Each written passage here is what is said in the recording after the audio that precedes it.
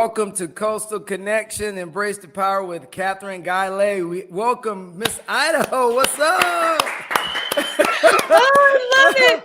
You see Hell me yeah. dancing to your music. Congratulations, you guys, on a great show. I've been watching every single show. I've been loving it. I am loving how much fun you guys have with this. Just keep it up. Oh yeah, and we appreciate you coming on. Me and Mike G are in the house here in Tampa, and we know you're up in Cole, Idaho. Mike was making jokes earlier about potatoes, but we're gonna leave that alone. Idaho potatoes.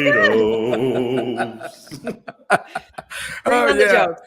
All right, so I am tracking that. You have an MBA and you were a businesswoman, and you've converted to like this naturalist, and I call you a naturalist out of my true heart, is because you're my Henry David Thoreau, that everybody needs nature.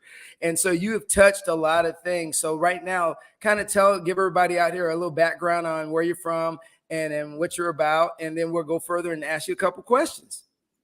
Sure, I'd be delighted. I'm so honored to be here with you guys. Again, you're so much fun. I love your show. I love what you're all about. So Vince and I were talking in the pre-interview chat. We go back to the Midwest. So I was actually born in Milwaukee, and I sort of grew up in Chicago and decided it was way too cold, which is really funny. And I was like, I just could not wait to get out of there. So then I went to school and I worked in places like Georgia and Texas and Mexico. And then I became an international consultant. And then I started to work on crazy, crazy projects across many, many time zones. And then I had my little kiddos. So my daughter was born in the year 2000. And that's important because the year 2000 is when we start to actually have these statistics that say that 1 out of 3 children born in that year will develop diabetes. 2000 was before Michelle Obama and her amazing campaign with, Let's Move and that whole initiative. It was before Michael Pollan really was famous for his books about food and getting back to the earth and back to nature. It was before Jamie Oliver and what he was doing with walking across school stages and dumping entire wheelbarrows of sugar on the stage and saying, this is what children are consuming on an annual basis. So I say all of that because it's those like points in our lives, whether it's, in my case, growing up in the household of a biochemist who constantly talked to me about science and nutrition, to having my own kids and then realizing if I wasn't going to be part of making a change, who was, for this generation.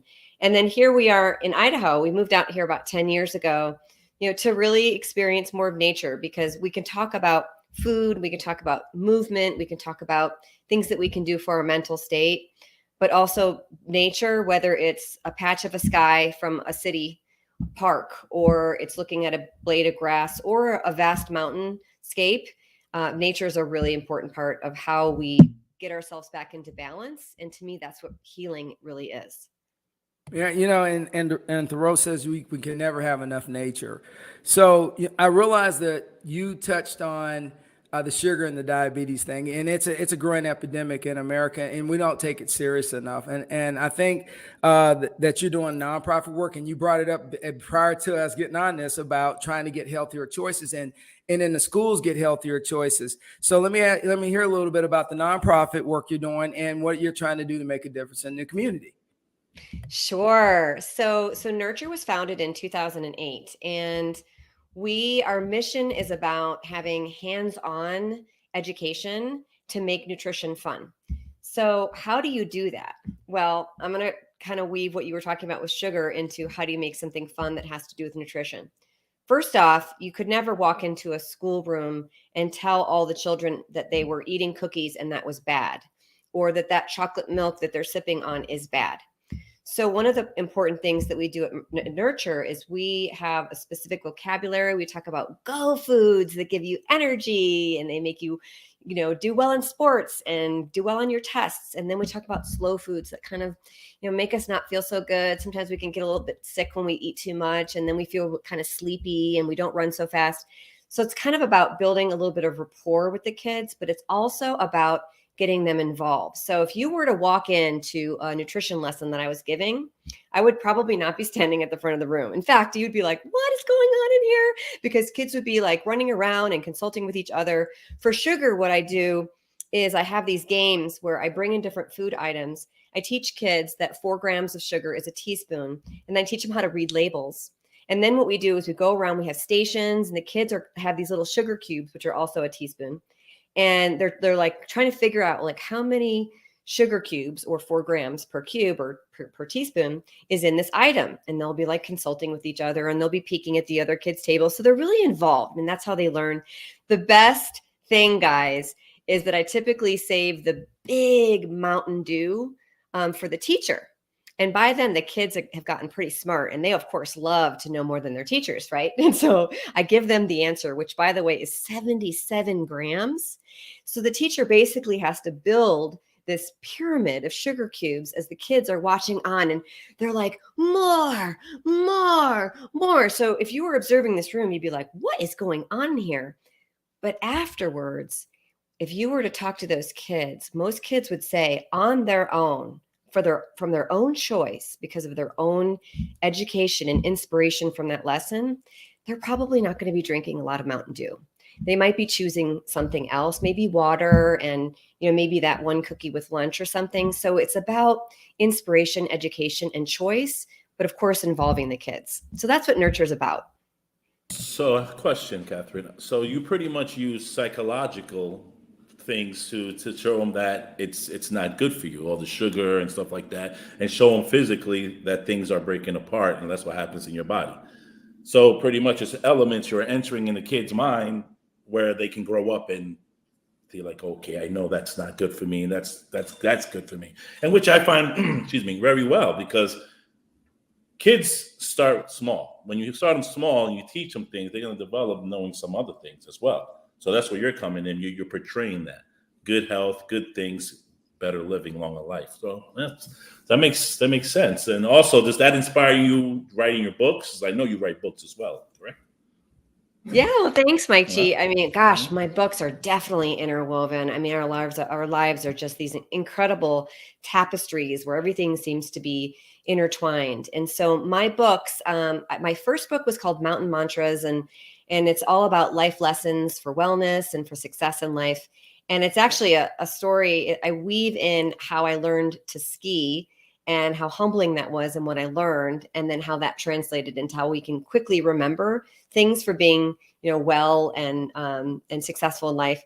You're on my kids' books right there. Those are really my heart projects. So I would find when I would go to schools that kids would get really excited about eating a rainbow of fruits and vegetables. That's why I'm wearing my rainbow things, because really teaching kids about trying new foods and all the colors from Mother Earth, they're all so good for your body in different ways. Well, what we found is we would have these rainbow days and the kids would get all excited, and then we have this a rainbow bar of all these different things that they could try. They could make a rainbow smoothie. They could fill their plate with all different color vegetables. And the parents and teachers said, Kathryn, that made such a difference. We see huge changes, but guess what? It starts to wear off in a couple of weeks. So what we wanted to do was to create some leave behind so the kids could read books about why eating a rainbow is fun, why it's magical, how it helps you in all these different ways. So it's really funny, Mike, all of these things in life, it's like they're all supporting one another. They're all intertwined. They may not be linear, right? Like, I don't think I wrote my kids' books until I had been teaching in the classroom for maybe 8 years. But now I have them today, and they're one of my most fun tools that I get to use. I really like that and how you approach it, because I've taken a new approach to like fitness, and I used to do this horizontal thing, like the old pyramid of this amount of reps, eat this kind of food. I've went to a vertical process now of integration for my workouts. Now I literally start with the raw material of, okay, what I consume matters and how it's going to affect me a couple hours from now. And, I've gotten better with it as with age. But, I noticed in schools is that we have gotten away from really building the nutritional pyramid that we had back in the early 90s, when they were really starting to break foods up into food groups. But we also realized, even though we were breaking them in food groups, that they were still unhealthy to some degree. So as you look at some of the stuff that you're working on and in your kids' books and the dynamics, how is that playing over to adults? And as you do your mental healthness, you do mental health discussions on your podcast, you do wellness on your podcast, you talk about yoga on your podcast, you talk about getting outside and hiking. And so how do you roll all that in to when you're talking to board members, because you also do a lot of board members and speak with different groups. So how do you do that? Yeah, so it's all about, putting on different hats and then really trying to understand what your audience, whether it's a group of little kids or whether it's a group of board members, really could benefit from. Like, what are their needs? And so, we were talking about flowing from children to parents. So a lot of times what kids really need is they need to be heard, seen, understood, right? They need to feel like they can make a difference too. So one of the things that I have seen with kids, and this is behind the scenes, if I hear that maybe there's an issue between a parent and a child, like say the parent is saying, oh, my kid is such a picky eater and all Tommy eats is just, this one food and he won't try anything else. He's so picky. Okay, so what I try to do is I step back from that. And I think this is helpful, guys, in everything that we do, is first of all, to see that, let's say I'm talking to the child, as seeing that child as being whole and perfect and doing the best he or she can. Then I start to look at how can that child be part of a solution. So then I might say to Tommy, gosh, your mom and your dad, they're really they want to get more fit. Your mom's going to be doing this, 3K or something. How do you think you might be able to help your mom and dad in their health goals? And you know what? When you turn that around from Tommy being that problem child, that picky eater, to being part of the solution, to asking how he or she can contribute, everything shifts. And then what happens is something happens in between, the parent child, and it could be between, a couple, it could be between members of a team in a Fortune 100 company. But when everybody starts to shift away from the problem and move towards how each of us are part of a solution and supporting each other, it is like a virus that's a positive thing, meaning it's very infectious. It's the positivity starts to just build upon itself. So that's Mike, you talked about the psychology of it. What that really is all about is that's about positive psychology and how we communicate with people. There's a Dr. Lasada who came up with the Lasada line that talked about how many positive things ideally are said for each one negative thing. And just say, oh, you're such a picky eater. Like, that's a negative thing. I would need to say 3 things to that child to neutralize that, what happened with that negative comment. To really make that relationship work, I need to say 6 things, 6 positive things, up to 11. So it's really, again, whether it's, children among themselves, or if it's children and parent, or it's a boardroom, it's really about watching one's language and shifting more to the positive, to the solution, and away from, this is the problem and you're a part of it, and I'm pointing my finger at you. Does that make sense? Yes, it does. It does make sense. So pretty much do you see it more of a fragile development for the kids though? Like, you can't really be too direct. So it's just a fragile development to kids. Do you even work with adults as well? Or you just work with kids? Oh, no. I absolutely work with adults. And, I think Different we're worlds? Sorry? 2 different worlds, I bet, huh? But the thing is we are actually so much the same. And in fact, I wish we could start to see ourselves truly as just being grown-up kids. And by the way, it wasn't that long ago that we grew up. We were talking in the pre-interview chat about laughing, and you guys are so good at like your jokes and laughing. The average kid laughs about 400 times a day. What do we think the average adult does? I'm going to have you guys guess. 2 times a day, maybe. 1. Yeah. I mean, it's less than 10, 2, 4, something like that. And there's such a huge benefit to having that mindset, whether it's the mindset of let's have fun with this, let's learn. There's also this idea of having a beginner's mindset and just being open. I mean, if you walk into the room and you think you have the answer, then what can you possibly learn from any interaction that you have?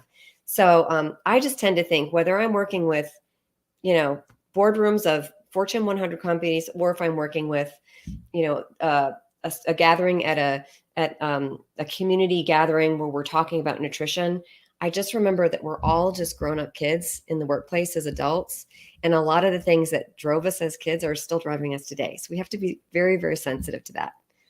You know, all right, you make a good point because Gotta be kids. yeah, okay, so I have a infectious habit of smiling, and my mother has it too. And so my mom and me had this long discussion a while back about it, and she was like, it got me in a lot of trouble because even in tough situations, I have a tendency to smile and say, you know what, we'll work it out. So when I was in Iraq a couple of times, there were some dicey situations, and so one of my soldiers asked us, "Why are you always smiling?" I said, "Look," I said, every moment is a blessing, and I just have fun with those moments.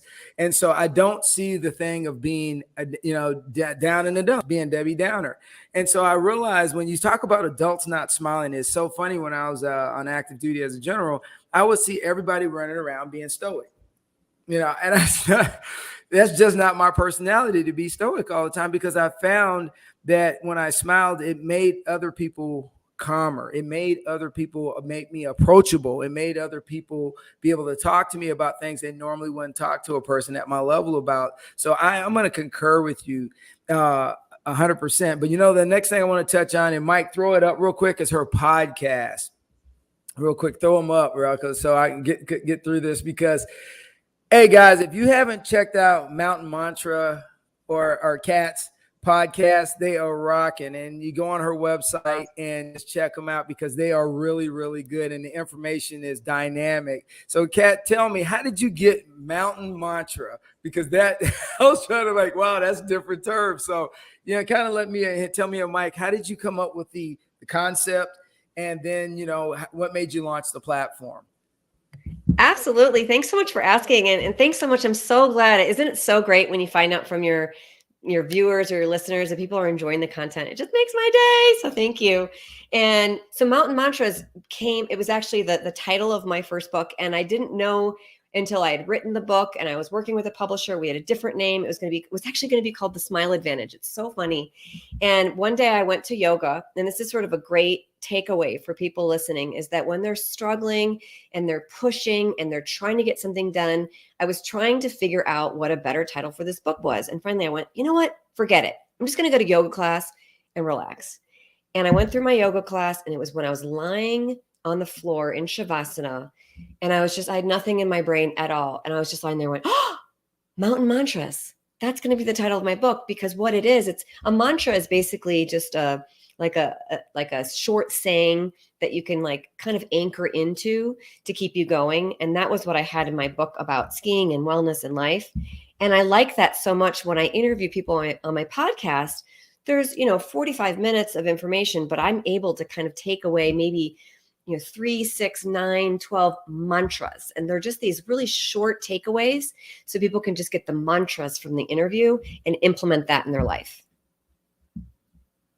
There it is. I mean, I must say that was enlightenment, I guess, came on you. But that's fine. Wow. So how do you get motivated to do your podcast? I see you have a lot of shows. How do you fit that in your schedule? How do you do that? I don't need any motivation for that. I absolutely love my podcast so much. I mean, I would do that morning, lunch and night if I could. It's one of those things, we need motivation for other things, but that one is just like the little kid in the candy store. I just can't wait to get onto my podcast. I like the variety of guests you have. Me and Mike were going through it the last couple of days. I like the different. It's just the variety of guests you have on there and subjects that you discuss. But the one thing that you always impact on is people's mental health. So let's talk about the mental health part, post-COVID, pre-COVID. Because this is not the first time in our history that we've dealt with pandemics. However, this is the first time in our history that we've had the tools to help people overcome their anxieties after a pandemic. And so kind of how did you, when the pandemic happened, just walk me through from when the pandemic happened, how you started seeing the world differently. Oh my gosh, it's so interesting that the start of the pandemic around March of 2020 was right when I was in the middle of interviewing a lot of people in the world of brain spotting. And brain spotting is a mental health therapy. It also involves somatic healings or somatic I don't want to use Peter Levine's word, but his word is somatic experiencing, which is like allowing the body to guide you towards, what might be next, right? And being open to uncertainty. But it was actually March of 2020 when I interviewed the founder of Brain Spotting. And what he said to me was, in one of his key principles of brain spotting, which, by the way, do you guys want me to just do like a quick explanation of what brain spotting is?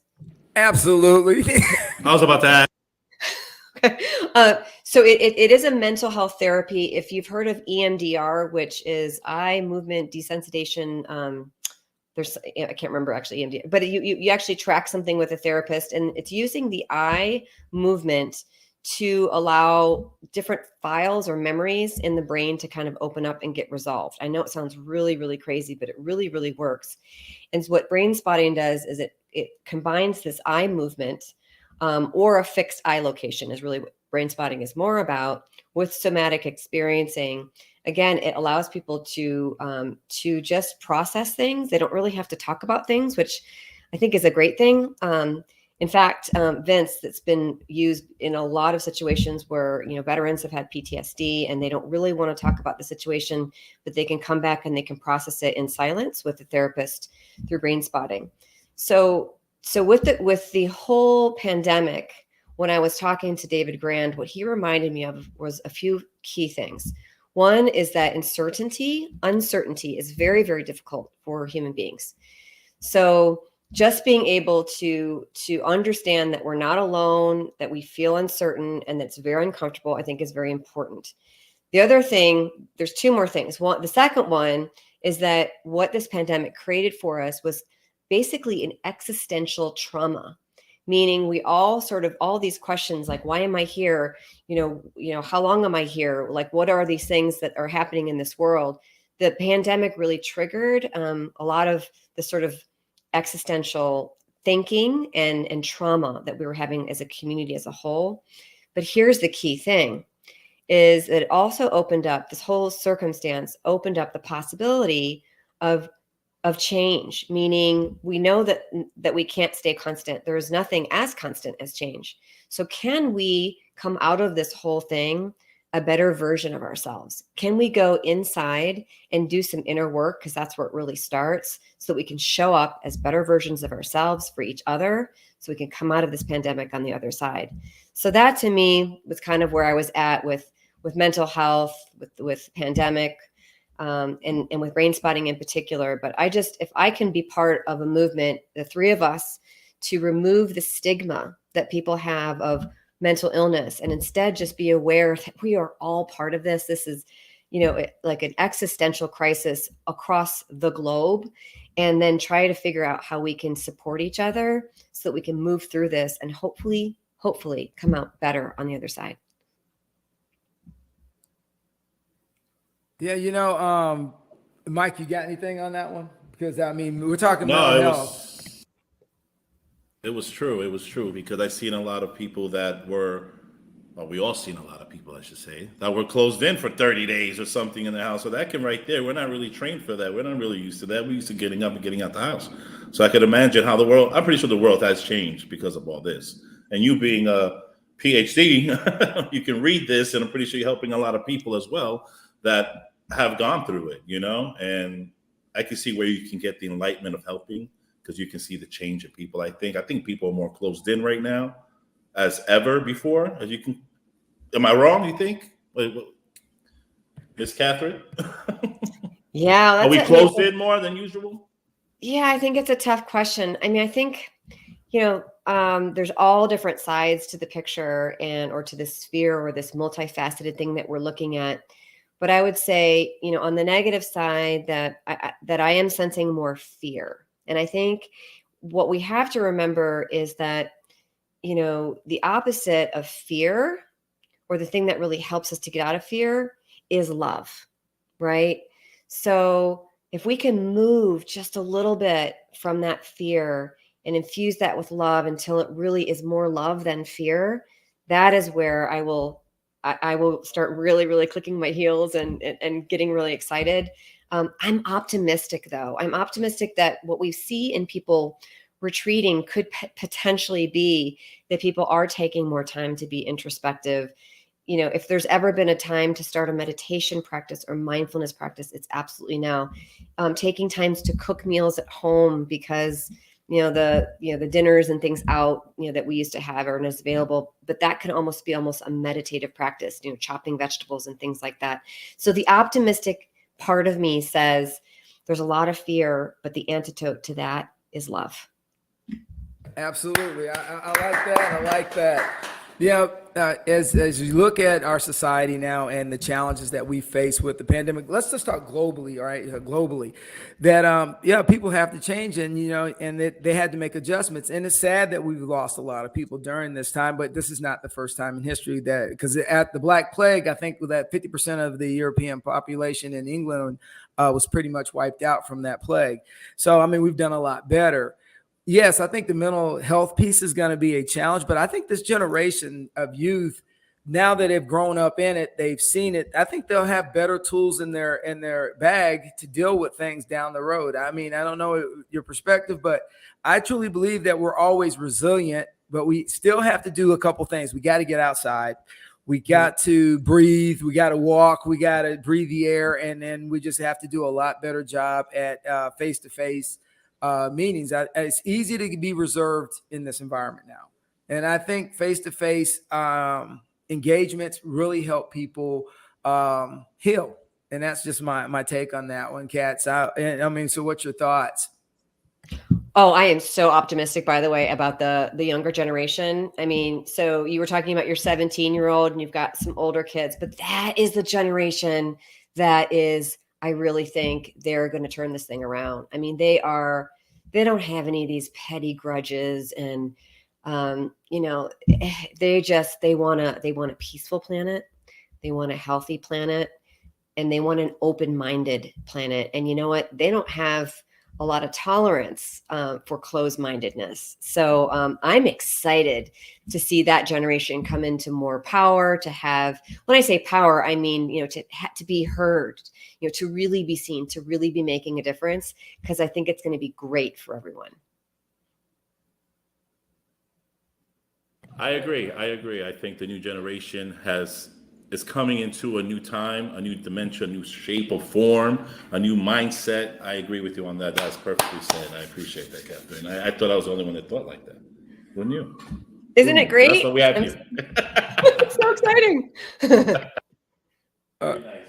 All right. Yeah. So as we keep shaping the world, Kat, I'm just going to say this. You are, as we get ready to wind down here, I'm just going to say we really appreciate you coming on. You are just this most vibrant ball of energy that keeps making a difference. And so before we go, if someone wants to get in contact with you, how do they do it? Absolutely. So you can just go to makeeverythingfun.com. There's all kinds of fun stuff. So you can look around there, all free courses and resources and the podcast and recipes. So go have fun there. And if you want to reach out to me, there's a contact page. And I actually, it comes right to me. So I do get that. And I would be thrilled to be in touch. And what an honor to be with you guys. I am so thrilled with what you've done with Coastal Connection. I'm honored to be the mountain woman that got to come in and bring that mountain fresh air to you guys. But what you're doing in implementing this program and creating change in the world, it's just fantastic. So I'm honored. Oh, thanks. Hey, Mike, you got anything before we sign off, brother? Kathryn, it's been a pleasure. You have a lot of things dynamically happening. I'm going to start checking your podcast now, because you check our podcast and we all check each other's podcast. And it was a pleasure, as always. Thanks, Mike. You're awesome. I'm going to keep retweeting your podcast. I'm going to keep retweeting your podcast on a regular basis, like I do on Twitter and then on Facebook. And you know what? I appreciate you coming on. Tell Alexander to do his homework. I will. Yeah, you heard me talking before about staying off the internet, but yeah, we gotta be good role models to this, is because that's that generation. That generation's going to grow up, but the more that we can model good things to them, the better. And so what we always say, Kat, before we get out here, keep it rolling. Until next time, everybody. See you later, man. See you later. Bye.